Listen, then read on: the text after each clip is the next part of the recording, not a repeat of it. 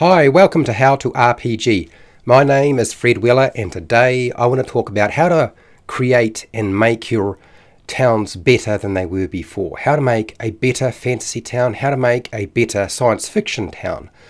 All of those things are hard to do in a role-playing game because they kind of put a lot of pressure on a game master to do that.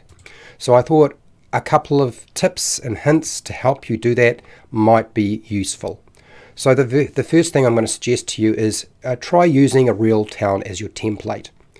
So with anything that's fantastical or science fiction based, if you base it on reality, it's always going to work better. Okay, so using a real town. If you can find a map of a real town, you can convert the map over for your fantasy adventure or your science fiction adventure. You want to include non-player characters in your town that can develop a connection with the player characters. As you may be aware, non-player characters or NPCs that communicate with your player characters are very important for actually making the world feel a bit more real and like it's not just a two-dimensional place. And communicating with another character is very, very useful. So what are those going to be? I mean, it could be anything from a tavern owner or an innkeeper, or maybe it's just, the person down at the general store. It could be anybody. But you have to figure out amongst your group what sort of characters are they going to gravitate towards. And once you know what they are, those are the NPCs you want to create so they can form a connection with your player characters. And then, of course, to make it more fantastical and science fiction-y, you change the NPC race in the species. Instead of it being a human, it's going to be something else. But like all species and races, they're going to have elements that are very similar to a human. They may be different, but there's going to be something that people can identify with. Okay, that's always useful. If you make your characters too alien and too abstract, it's hard for somebody to understand this as a character that they can relate to, and you need to make things relatable. Give the town a real-world problem. Okay, anything that's going through the town in terms of a problem, an issue, give it real-world problems, not something that is, the sky is falling. What you want to do is you want to do something that is relatable to other people who have been living in a town or a city or a village. What is something that you can use? And then you're going to give it a twist, because you still want to have that fantastical element. Having the water supply poisoned is great, but it's poisoned by a magical fungus. That is the difference. You're only making a slight adjustment based on the real things that we already know about. If the players' characters keep coming back to the town, you need to have the townsfolk and the buildings and even the issues that plague the town, they need to change. If you make your town adjust and change over time, particularly when your player characters return and then go off adventuring and come back, it actually feels like it's a place that is moving and it's dynamic, and that helps a lot. You want to include shops and stores that the town community would actually require to survive. Not so much that the players require to get their things done, but what do you actually need in a town for the town to survive? Or will they have to always send off a caravan or go to a larger city to buy all their wares? So you think about the things they absolutely need to have in that town, and those are the things you need to have. What are the major resources that the town is built around? Because towns don't just spring up for no reason. So is it based on timber and lumber, because they've got a lot of trees in the area and they do a lot of felling? Is it farm-based?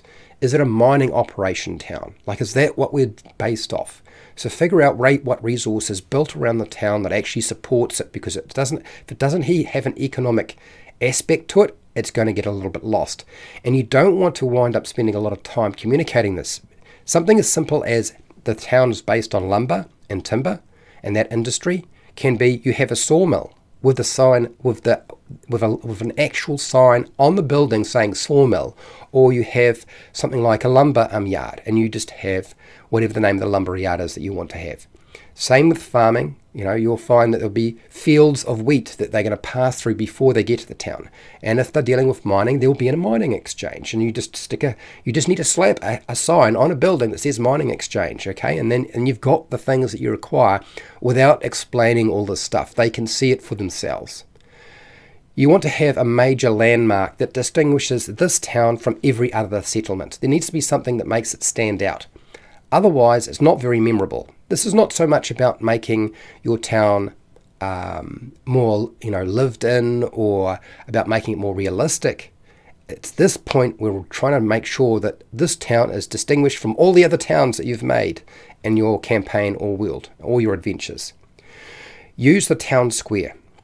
I think a lot of the times people forget the town square is so useful. The town statue. The town square and the town statue, or a plaque.